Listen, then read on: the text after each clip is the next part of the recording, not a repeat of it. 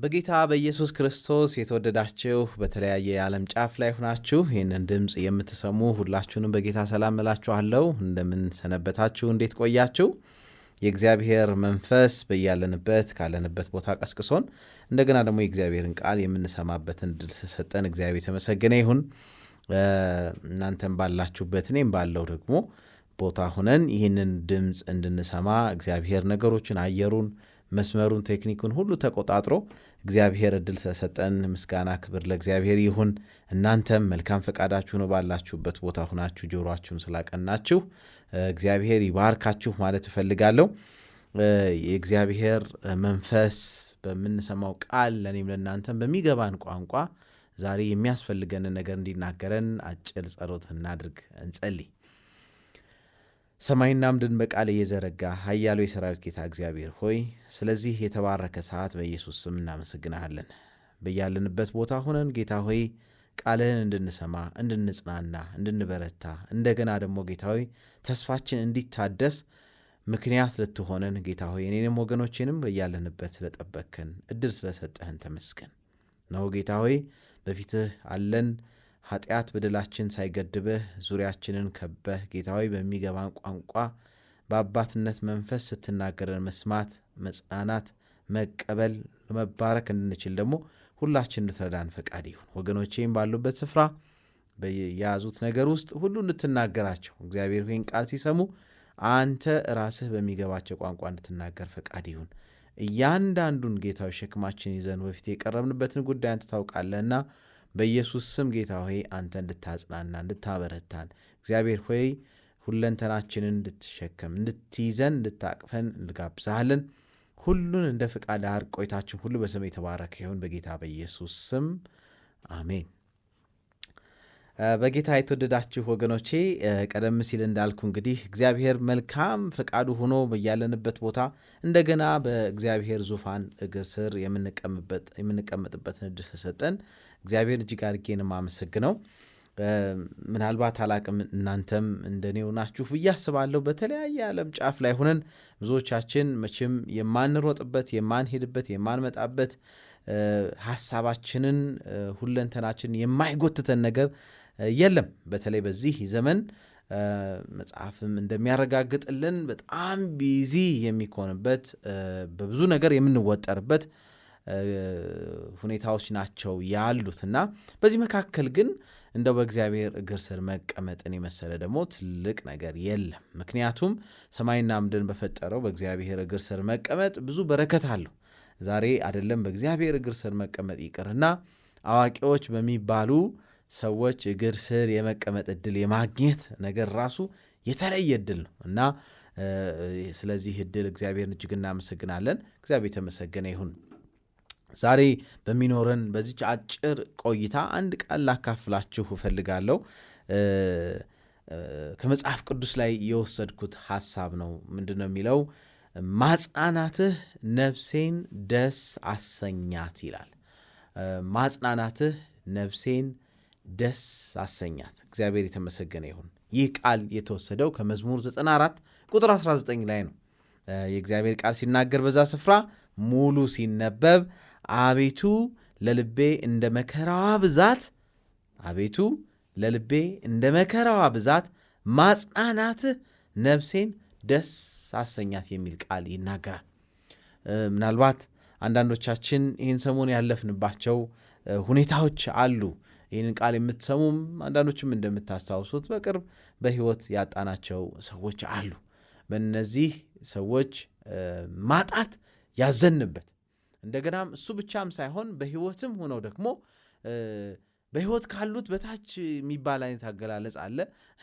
በሕይወት ውስጥ ደግሞ ከሌሉት መካከል ደግሞ በላይ ሆነው ደግሞ የሚኖሩና ስልኮቻችን በጮሁ ቁጥር በስጋት ሕይወታችን ተንጠራቆ ያለበት ሁኔታ ውስጥ የሚከቱን ወገኖቻችንም አሉና በዚህ መካከል ሆኜ ሳስብ ይህ እግዚአብሔር ቃል ልቤን ያጽናናዋል። ማጽናናትህ ነፍሴን ደስ አሰኛት። በተለይ አቤቱ ለልቤ እንደ መከራዋ ብዛት ይላል ባለመዝሙሩ ሲናገር፣ እንደ መከራዋ ብዛት እንዳለንበት ሲቹዌሽን በዙሪያችን እንደሚተራመሰው እንደሚሰማው ድምፅ ሳይሆን ዛሬ አሁን እኔ የማገለግልበት የዩኔኑ ቢሮ ወይም የምስራቅ ኢትዮጵያ ዩኔን ሚሽን ዩኔኑ ቢሮ ነው ያለሁትና እዛ AWR ወይም የዓለም አቀፍ አድቬንቲስት ሬዲዮ ስቱዲዮ ውስጥ ነው ያለሁት። በዙሪያው የሚጮህ ብዙ ድምፅ አለ። ብዙ የሚንጋጋ ድምፅ ነው ያለው። አንዳንዱ ልብን የሚሰብር የሚያስደነግጡ ነገሮች አሉ። በተለይ እኛ ያለንበት አካባቢ ሆስፒታሎች ይበዛሉና ሆስፒታሎች ከመብዛታቸው የተነሳ በርካታ አምቡላንስ ይመላለሳል። በየቀኑ በየሰዓቱ በየደቂቃው ይመላለሳልና እኛ እዚህ ያለነው ለምደነው አዳብት አድርገነው ብዙ ጊዜ አንሰማውም። ከሩቅ የሚመጡ ሰዎች ግን ሲረበሹ አይቻለሁ። ምንድን ነው እዚህ አካባቢ ይላሉና በርከት ያለ ሆስፒታሎች ስላሉ ወገኖቼ፣ ይህ በአጠገቤ ያለውን የነገርኳችሁ በእያንዳንዱ ሰው ሕይወት ውስጥ ዛሬ በዚህ ዘመን ብዙ የሚተራመሱ ብዙ መጽናናትን የሚሹ ወይም ደግሞ ልብን የሚሰብሩ ነገሮች አሉ። ከተወሰኑ ሳምንታት በፊት ለብዙ ጊዜ የማውቃቸውን ወገኖቼን ለመጎብኘት አንድ ስፍራ ሄጄ ነበርና እነዚህ ሰዎች ጋር ተገኝቼ ያየሁት ነገር በጣም ያሳዝን ነው። ባህል ጨጓራው ከጥቅም ውጭ ስለሆነ በሐኪሞች ትእዛዝ ወጥቶ የተለያየ ሕክምና እየተሰጠው ሰዎች እንዳያገኙ ተብሎ በአንድ ክፍል ውስጥ ተዘግቶ፣ ባለቤት ደግሞ እንደዚሁ አንድ እግሯን አታ ሶፋ ላይ ተቀምጣ ወደፊት መቀመጥ አቅቷት ወደ ኋላ መቀመጥ በጣም አስቸግሯት ሶፋ ላይ ቁጭ ብላ ያየሁበት ሁኔታ እንዴት ልብን የሚያስጨንቅ ነው! እንዴት የሚያስፈራ ነው! በእግዚአብሔር ፊት በተለየ መልኩ እንድትቀርቡ የሚያደርግ ኦ ጌታ ሆይ ሰማይና ምድርን የፈጠርክ አምላክ የት ነህ በሚል የልብ መቃተት በእግዚአብሔር ፊት እንድትቀርቡ የሚያደርግ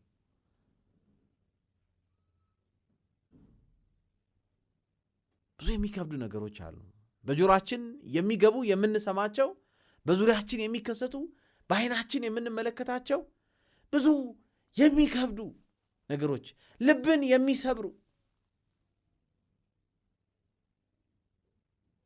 ልንሸከማቸው ከምንችላቸው በላይ ናቸው ብለን አፋችን ከፍተን የምንናገራቸው ብዙ ሸክሞች ውስጥ የምናልፍበት ዘመን ነው። ብዙዎቻችን እናንተን ባላውቅ ባለመዝሙሩ ግን ሲናገር እንዲህ አለ። ድጋሚ ላንብበው። መዝሙር 94 ቁጥር 19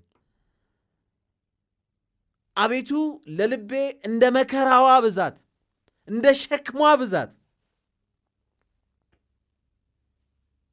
እንደ ገባችበት ወጥመድና እንደ ከበዳት ነገር ማጽናናትህ ነፍሴን ደስ አሰኛት። ክብር ለእግዚአብሔር ይሁን። የመጽናናት ምክንያት የሆነው ሰማይና ምድርን የፈጠረው እግዚአብሔር ከሱ የተነሳ እንደ ሸክሟ ብዛት ሳይሆን የሱ ማጽናናት ሕይወቴን መለሳት፣ ነፍሴን ደስ አሰኛት፣ እንደገና እንድቆም አደረገኝ። የሚያጽናናው የእግዚአብሔር መንፈስ። ምክንያቱም እግዚአብሔር ራሱ የመጽናናት አምላክ ነው። ውይ መጽናናት የሚባል ነገር ባይኖር ኑሮ መጽናናት የሚባል ነገር ባይኖር ኑሮ ዛሬ ስንት ሰው ቁሞ ይሄድ ነበረ? ስንቶቻችንን ቁመን የምንሄድ የነበረ? ስንቶቻችንን ነበር እንደዚህ ልንቀመጥ የምንችለው? በሰላም ልንተኛ የምንችለው? መጽናናት ባይኖር፣ በተለይ ደግሞ እንደ ልባችን ሸክም እንደ ሐዘናችን መጠን እንደ ፍርሃታችን ልክ ወይም ብዛት ማጽናናቱ ደስ የሚያሰኘው እግዚአብሔር ባይኖር ኑሮ በስንት ነገር በተዋጠን ነበረ። ምክንያቱም እግዚአብሔር የመጽናናት አምላክ ነው። በሮሜ ምዕራፍ 15 ላይ ሄዳችሁ ታነቡ ያን ይናገራል። ሐሳቡን ከፍ ይላንብላችሁ። በአንድ ልብ ሆናችሁ በአንድ አፍ እግዚአብሔርን እርሱም የጌታችን የኢየሱስ ክርስቶስ አባት ታከብሩ ዘንድ የትዕግስትና የመጽናናት አምላክ እንደ ክርስቶስ ኢየሱስ ፈቃድ እርስ በርሳችሁ በአንድ ሐሳብ መሆን ይስጣችሁ ይላል ሐዋርያው ሲናገር።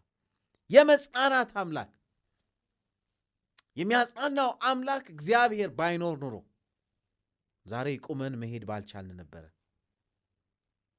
ዛሬ መቆም ባልቻልን ነበር።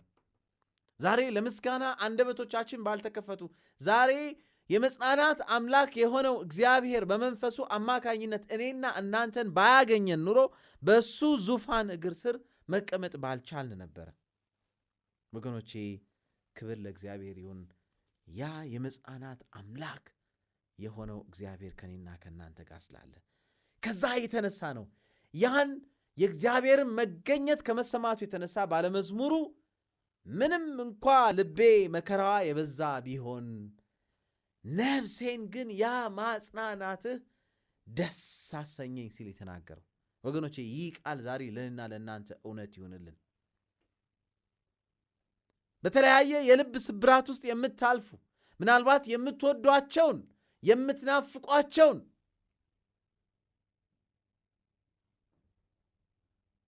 በቅርቡ በጸሎት በጣም የሚበረቱ እናትን ብዙዎቻችሁ እንደምታስታውሱት አተናል። ለቅሶ እዚህ ተቀምጠናል። ብዙዎች ተላቅሰዋል። ብዙ ግጥም ገጥመዋል። አንዳንዶቹ የሚያለቅሱት ለቅሶ እጅግ ልብን የሚሰብር የሚያሳዝን፣ ምክንያቱም አንዳንዶቹን ስሰማቸው ሲያለቅሱ ከሩቅ እናታችን ወይም አክስታችን የሞተችው በሩቅ ነው፣ ካናዳ በሚባል ሀገር። እዚህ ያሉት ግን ያለቅሳሉ። አብረዋት የነበሩ ብዙ የሰሩ አክስቴ እያሉ በእጇ የበሉ የጠጡ ሰዎች እዚህ ያለቅሳሉ። ከየት አምጥተን እንዴት እናገኝሽ፣ ራቅሽብን እያሉ ያለቅሳሉ። በልብ ስብራት ውስጥ ያለፉ ወገኖቼ ይህንን ሊያጽናና የሚችል እግዚአብሔር ብቻ ነው። እግዚአብሔር ሲያጽናና ደግሞ ነፍስን ደስ ያሰኛል። ምክንያቱም የእግዚአብሔር ማጽናናት እንዲሁ በከንቱ የመጣ አይደለም፣ ባዶ ተስፋ አይደለም።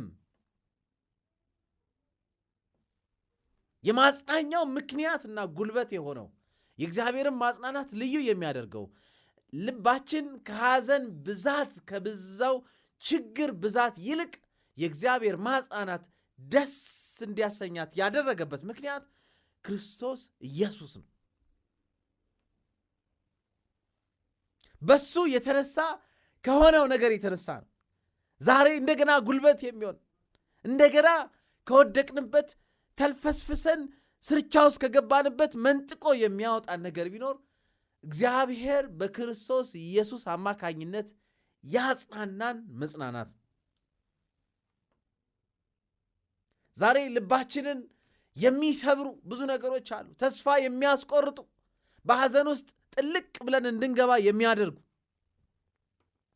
ለዚህ ነው ሐዋርያ ጳውሎስ ሲናገር ሳለ በአንደኛ ቆሮንጦስ ምዕራፍ 15 ላይ ሂደን ስናነብ ሳለ የቆሮንጦስ ሰዎች እጅግ በታላቅ ተስፋ መቁረጥ ውስጥ ሲወድቁ፣ ልባቸው ሲሰበር፣ ያሰቡት እንዳሰቡት ሳይሆን ሲቀር፣ ተስፋ ያደረጉት ነገር እንዲሁ ጉምን እንደመጨበጥ ሲሆንባቸው፣ ያን ጊዜ ሐዋርያ ጳውሎስ እኔ አንድ ምስጢር እነግራችኋለሁ፣ እንደገና የሚያቆማችሁን፣ እንደገና ቆማችሁ እንደ ሰው የሚያስኬዳችሁን፣ ነፍሳችሁን የሚመልሰውና በእግሮቻችሁ እንድትቆሙ የሚያደርገውን አንድ ምስጢር እነግራችኋለሁ አለ። ስለ ሞት ሲናገር ሁላችን አናንቀላፋም፣ ነገር ግን የኋለኛው መለከት ሲነፋ አላቸው ሁላችን በድንገት በቅጽበት ዓይን እንለወጣለን። መለከት ይነፋልና ሙታንም የማይበሰብሱ ነው ይነሳሉ፣ እኛም እንለወጣለን። ይህ የሚበሰብሰው የማይበሰብሰው ሊለብስ፣ ይህም የሚሞተው የማይሞተው ሊለብስ ይገባዋልና። ክብር ለእግዚአብሔር ይሁን። የመጽናናት ምክንያት ከክርስቶስ ኢየሱስ የተነሳ የተገባልን ይህ የተባረከ ተስፋ የመጽናናታችን ምክንያት ነው። የተረጋገጠ የተጨበጠ በቅርብ ጊዜ የሚሆን። ለዚህ ነው ተስፋ እንደሌላቸው እንዳናለቅስ የሚመክረን መጽሐፍ ቅዱስ። እንዳናዝን፣ ልባችን እንዳይሰበር የመጽናናት ምክንያት የሆነው እግዚአብሔር ልባችንን ደስ የሚያሰኝ ማጽናናትን በእጁ ይዞ እንደሚጠብቀን ሲናገር ይህ የሚበሰብሰው የማይበሰብሰውን ሊለብስ ይገባዋልና መለከት ይነፋል፣ ሙታን የማይበሰብሰውን ሆነው ይነሳሉ እያለ ይናገራል።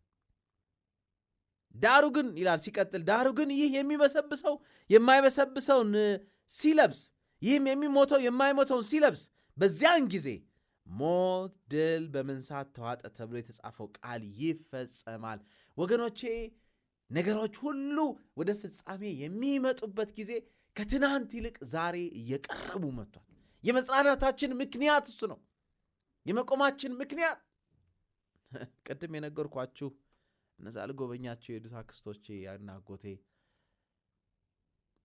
ወደፊትም መቀመጥ ያቃታት፣ ወደኋላም መደገፍ ያቃታት፣ ግን በመሃል ላይ ትሆንና ወደዚህ ማርጉኝ ወደዛም ማርጉኝ እያለች እግዚአብሔርን ግን ታመሰግን ነበረ። ምክንያቱም የመጽናናት አምላክ በመንፈሱ አማካኝነት ከእሷ ጋር በክርስቶስ ኢየሱስ የተተከለውን ያንን ተስፋ አለምልሞ ስላየው ነው። ፈገግታ ከፊቷ አልተለየም። ባለቤቷ እላይ ታሞ ተኝቷል። እኛ እንኳን መጎብኘት አልቻለም። እሷ እግሯ የለም፣ አንድ እግሯ ተቆርጧል። ሐኪሞች ቆርጠውታል። እዛ ወንበር ላይ በሚመች ወንበር ላይ የማይመች አቀማመጥ ተቀምጣለች። ግን እግዚአብሔርን ታመሰግን ነበር። ፈገግታዋ አልጎደለም። ምክንያቱም ልቧን ደስ የሚያሰኘው ያ የማቀው ፈገግታዋ ከፊቷ እንዳይወሰድ ያደረገ የእግዚአብሔር ማጽናናት ነው። ከበዛው ከልቧ ላይ ካለው ሸክም ይልቅ ልቆ የወጣው ወገኖቼ፣ ዛሬ ይሄንን የእግዚአብሔር ማጽናናት ለእኔና ለእናንተ እንዲሆንልን ጸሎትና ምኞቴ ነው። የመጽናናት ምክንያት ይሄ ዛሬ የሚቆረጥና የሚጣለው የሚበሰብሰው ወጥቶ የሚጣለው እንዳውም የሚሞተውና የሚሸተው ከስጋ ከሰውነት ተራ ወጥቶ እንደገና ወደ አፈር የሚመለሰው ይህ የማይሞት ሆኖ እንደገና ይተካል፣ ይመለሳል። ያን ጊዜ የሚያስለቅሰን የወገኖቻችንን ሕይወት እየተናጠቀ የሚወስድ ዛሬም ለብዙዎቻችን ስጋት የሆነው ሞት የተባለው ድል በመንሳት ተዋጠ ተብሎ የተጻፈው ቃል ይፈጸማል። ሞት ሆይ ይባላል፣ መውጊያ የት አለ? ሲኦል ሆይ ድል መንሳት የት አለ? ወገኖቼን የምታስለቅስ የሞት መውጊያ የሆንክ ኃጢአት ነው፣ የኃጢአትም ኃይል ሕግ ነው። ነገር ግን በጌታችን በኢየሱስ ክርስቶስ በኩል ድል መንሳትን ለሚሰጥን ለእግዚአብሔር ምስጋና ይሁን ይላል።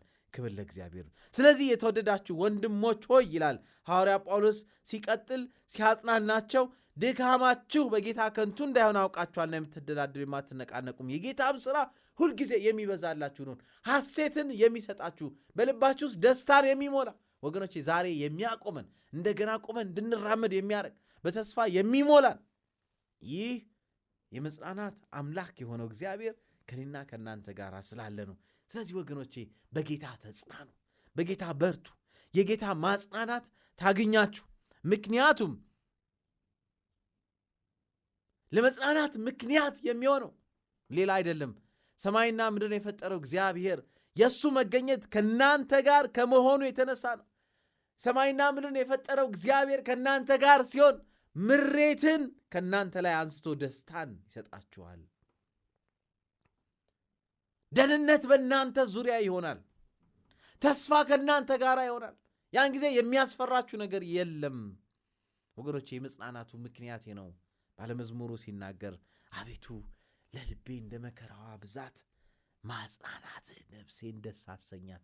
እንደ መከራዋ ብዛት ሳይሆን፣ እንደ ሸክሟ ብዛት ሳይሆን፣ እንደ ፍርሃቷ ሳይሆን፣ እንደ ተስፋ መቁረጧ ሳይሆን አንተ ከኔ ጋር ከመገኘት የተነሳ የእግዚአብሔር መገኘት ከእናንተ ጋር ከመሆኑ የተነሳ ወገኖቼ ሐዘናችሁን ወደ ደስታ ይቀይረዋል። ጨለማ የሆነባችሁን መንገድ በብርሃን ይሞላዋል እግዚአብሔር። ስጋት የሆነባችሁን ነገር ከእናንተ ላይ አንስቶ የደህንነታችሁ መሰረት የሆነው እግዚአብሔር ከእናንተ ጋር ሲሆን ደህንነት በእናንተ ዙሪያ ይሆናል። ተስፋ መቁረጥ፣ ከፊት ለፊታችሁ የሚታየው ጨለማ እግዚአብሔር ከእናንተ ጋር ከመገኘቱ የተነሳ በብርሃን የተሞላ ይሆናል። ኢቭን የጎደለ ነገር እንኳ ቢኖር ከሱ የተነሳ ሙሉ ከመሆኑ የተነሳ ፈገግታችሁ ወደ እናንተ ይመለሳል።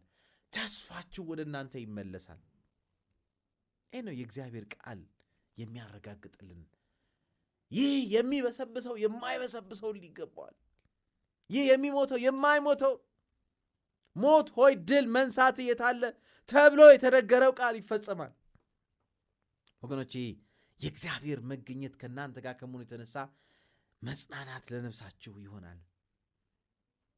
እግዚአብሔር በቃሉ አማካኝነት ያጽናናችኋል። ድምፁ የእግዚአብሔር ድምፅ የመጽናናታችን ምክንያት ነው። ባለቤቴ ለረዥም ጊዜ ተለይታን ነበረ በስራ ጉዳይ። ልጆች በሙሉ ደህና ናቸው፣ እግዚአብሔር የተመሰገነ ይሁን። ብዙ ሰዎች ስጋት ይገባቸዋል። እነዚህ ልጆች እንዴት ሊሆኑ ነው? በተለይ ትንሿ የመጨረሻዋ 3 ዓመቷ ነውና እናቷን ትናፍቃለች ተብሎ ይገመታል። አዎ ትናፍቃለች። መናፈቅ ግን የመጽናናት ምክንያት የሆናት የእናቷን ምስልና ድምፅ በየቀኑ ትሰማለች። አይ ቲንክ ይሄ የኔ እሳቤ ነው። ድምጿን ከመስማቷ የተነሳ ኢቭን የበላችሁን ትጠይቃታለች፣ የጠጣችሁን ትጠይቃታለች። የለበሰችውን ልብስ እንኳ አዙረን አልብሰን የመለሰችበት ቀን አለ። የለም ይሄ ልብስ ትክክል አይደለም ተብሎ እንደገና ተስተካክሎ ያረግንበት ጊዜ አለ። እዚሁ አጠገቤ ይዣት አስተካክዬ ሳላለብሳት እኔ ማለት ወገኖቼ የእግዚአብሔር ቃል ድምፁ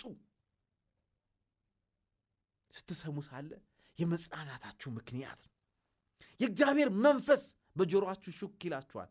በአንድም ሆነ በሌላ መንገድ ይናገራችኋል። የእግዚአብሔር ቃል እንደሚናገረው በሚገባን ቋንቋ ያ አጽናኝ የተባለው መንፈስ ከኔና ከእናንተ ጋር ሲሆን የመጽናናታችን ምክንያት ይሆናል። እግዚአብሔር የተመሰገነ ይሁን።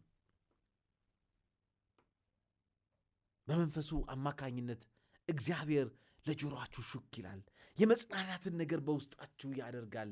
ተስፋን እንደገና በውስጣችሁ ያንጻል፣ ያስቀምጣል፣ ይመሰርታል። ያን ጊዜ ነው ከበዛው ነገር የተነሳ ለልባችሁ ሸክም ከሆነው ነገር ይልቅ እግዚአብሔር ነፍሳችሁን በደስታ የሚሞላው ለውጥን በእናንተ ውስጥ ያካሂዳል። መለወጣችሁ ተስፋን ያመጣል። ተስፋን ልጆቼ እየበሉ እየጠጡ በአካላቸው ላይ ለውጥ ባላይ እንደ አባት የሚሰማኝን ታስባላችሁ? እናንተም ታስባላችሁ ብዬ አስባለሁ። እያበላችኋቸው እያጠጣችኋቸው ትምህርት ቤት እየሰደዳችኋቸው ደርሰው ሲመለሱ በእነሱ ላይ ምንም አይነት ለውጥ ባታዩ፣ ሁልጊዜም እዛው ላይ ቢገኙ ምንድነው የሚሰማችሁ? ከባድ ነው ወገኖቼ። እግዚአብሔር በእኔና በእናንተ ውስጥ ከሚሰራው ስራ የተነሳ በዙሪያችን ያለው ነገር ሲለወጥ ስትመለከቱ ያ የመጽናናት ምክንያት ይሆናችኋል። ያ ሊያደርግ የሚችል እግዚአብሔር ብቻ።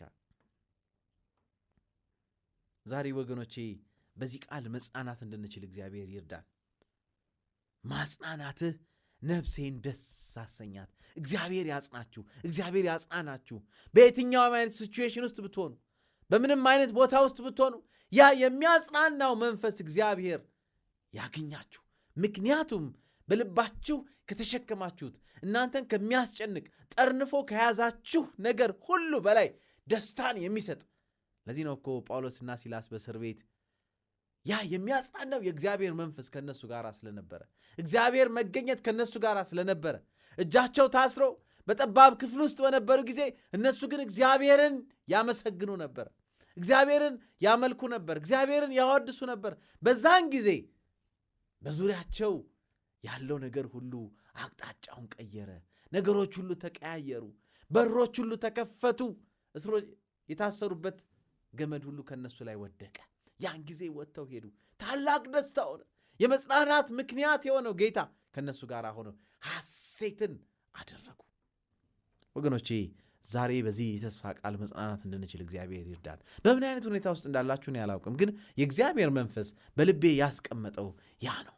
እግዚአብሔር ሹክ ያለኝ በእውነቱ ይህ ነው። ማጽናናትህ ነፍሴን ደስ አሰኛት ያለው ባለመዝሙሩ መዝሙር 94 ላይ ቁጥር 19 ላይ ሄዳችሁ ታነቡ። ለእኔና ለእናንተ እውነት እንዲሆን ጸሎትና ምኞቴ ነው። ባለንበት ስፍራ ሁነን ለጌታ ክብር ራሶቻችን ዝቅ አድርገን እንጸልይ። ሰማይና ምድርን በቃልህ የዘረጋህ ኃያሉ የሰራዊት ጌታ እግዚአብሔር ሆይ ስለዚህ ሰዓት በኢየሱስ ስም እናመሰግናለን። ስለ ተስፋ ቃልህ እናመሰግናለን።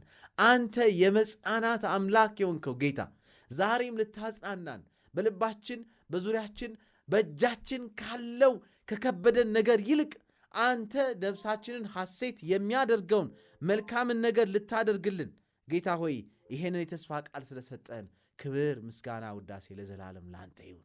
ጌታ ሆይ ወገኖቼን ዛሬ ያቺ ማጽናናት ታገኛቸው ዘንድ መልካም ፈቃድ ይሁን።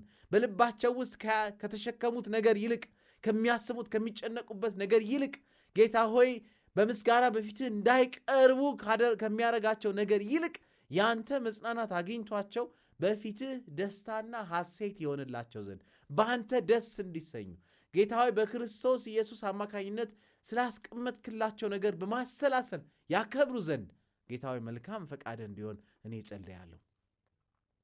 ይህን ፕሮግራም ይህን ቆይታችን በዚህ ስንደመድም ከዚህ ተነስተን ስንሄድ ያ የሚያጽናናው መንፈስ ከሁላችን ጋር ይሁን። ጌታ ሆይ ሁሉን እንደ ፍቃድ አድርግ። በጌታ በኢየሱስ ክርስቶስ ስም አሜን።